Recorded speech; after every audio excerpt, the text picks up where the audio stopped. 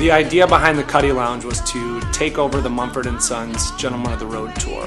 Not only was the concert an amazing event that attracted over 35,000 young hipster urban individuals, but Cutty Sark did a good job of targeting those individuals and bringing Cutty Sark front of mind to them. From start to finish, the idea was very cool, a lot of fun, so very eager to make it happen, and glad it did happen sort of last minute, but we really pulled it off. So we all kind of start getting ready for 5 o'clock. The event starts, and music gets going, and you get this little bit of nervousness to you, and people just start flooding in the door.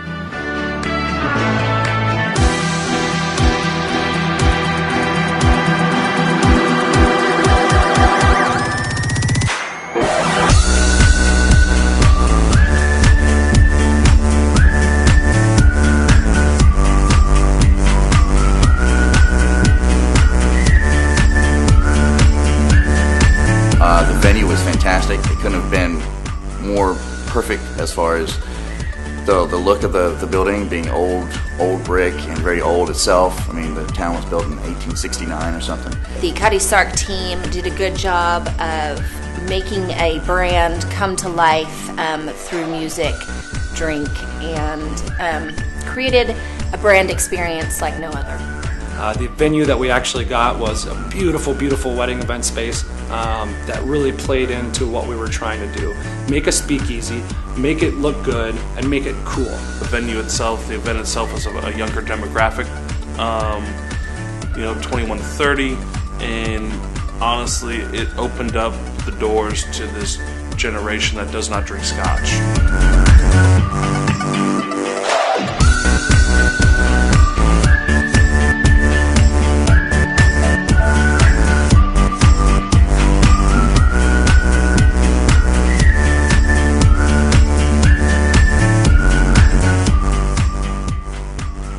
Cutty Sark's, it's an old Scotch brand, so having this renewed awareness of it was kind of cool, because people were like, oh, that's something my dad used to drink, or they had this iconic brand image where they see the logo and they understand, oh, I know exactly what that is, but that doesn't necessarily mean they've tasted it. 95% of those people have never had Scotch, and if they did, they never drank it again after the first time. But they got to experience it in a new way, and it was very good for the brand, because Cutty Sark is a drinkable Scotch, and probably people didn't really realize that. And using it in cocktails really gave people sort of this whole cocktail renaissance in the first place, a new experience into certain spirits. Having females lining up to order Cutty Sark cocktails, you never see that. You never see women that just are like, you know what, I want a Scotch cocktail. How many times have we ever heard that as a bartender? Probably never. We worked with a bunch of great people on the event. We got some of the top mixologists in Dallas to come out and make some delicious cocktails for every consumer. The cocktail that I created for Gentlemen of the Road at the Cutty Lounge was a Scotch highball. It's going to be a nice pour of Cutty Sark, club soda, a splash of ginger ale, and topped with little bitters and a nice lemon wedge. The cocktail I made for the Cutty Lounge at the Gentlemen of the Road was a Blood and Sand cocktail, which is a classic cocktail.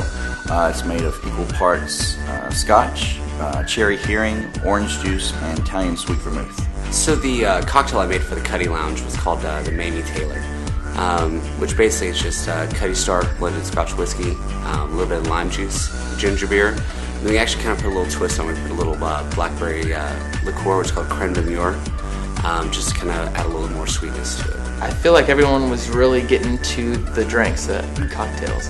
And I know I was definitely doing it.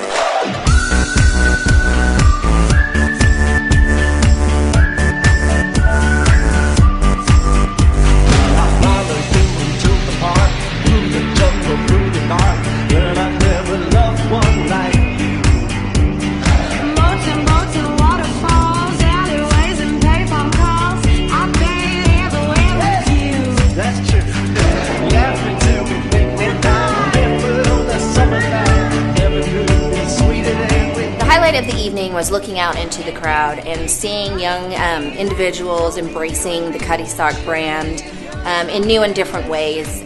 Probably the funniest thing that I saw at the Cutty Lounge was a gentleman doing the worm. Traditionally, Scotch and dancing don't go hand in hand, but Cutty and dancing do. So the coolest and like most amazing thing I think happened at the Cutty Sark Lounge was probably on Saturday night. Jesse was playing a tune, and there was literally probably 30 people around in a circle, and these two guys started having a break dance off. At one point, it seemed like it just started to click, and everyone was going, and it started to pop off into a dance party.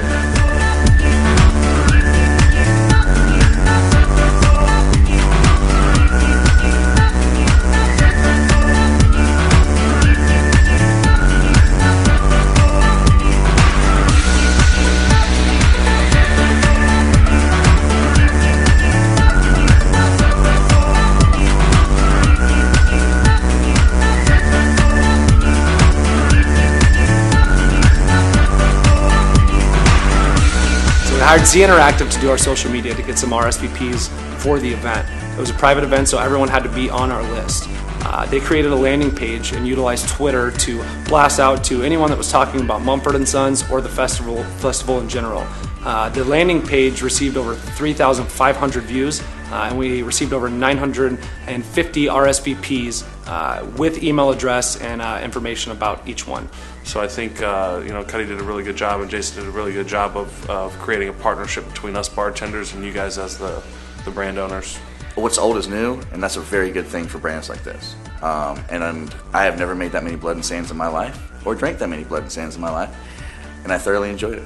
Now, it was just an awesome time, and I think, the Cutty Sark was kind of coming off as cool. To play into that younger demographic is really cool.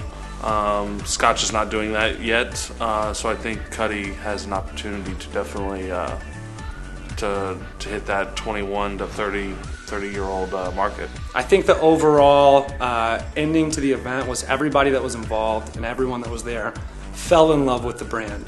Me personally, with the amount of brands we sell, I fell in love with Cutty Sark, and it's now my favorite brand.